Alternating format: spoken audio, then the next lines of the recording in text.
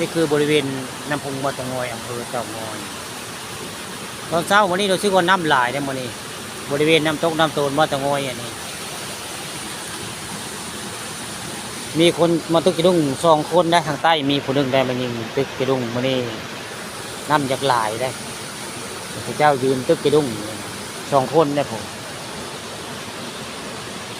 ตอนเช้าวันนี้ผู้ข่า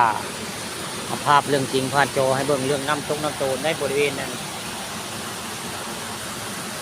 พาน้ำล้นพาน้ำรอดวัดตะงอยอันนี้ใกล้ๆกับพญาตะงอยน้ำลายได้มื้อนี้น้ำพุงวัดตะงอยลายเป็นพิเศษในมื้อนี้ฝนตกได้เมื่อคืนนี้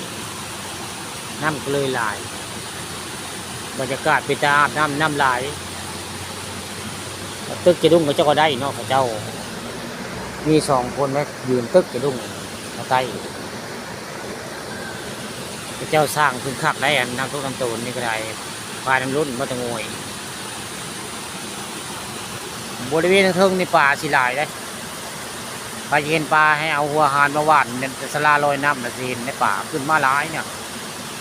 ไปมาเที่ยวตะงอยให้เอาหัวหานได้มาหว่านสลาลอยน้ำนะสิเห็นปลาขึ้นมา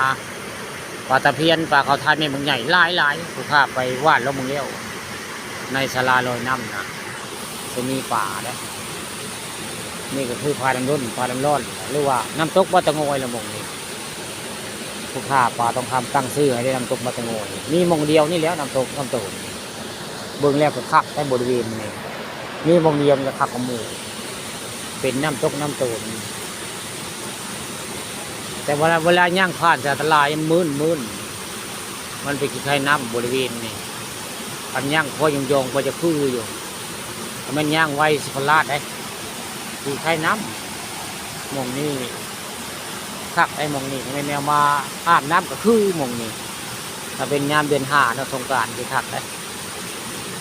น้ำมันไหลมงนี้แล้วไหลแห้งมงนี้อันไม่ยิงนี่ก็ตึกจะดุ้งผู้เดียวมงนี้ทางใต้ผู้นึงได้เป็น2พระเจ้าตึกจะได้งอจะดุ้ง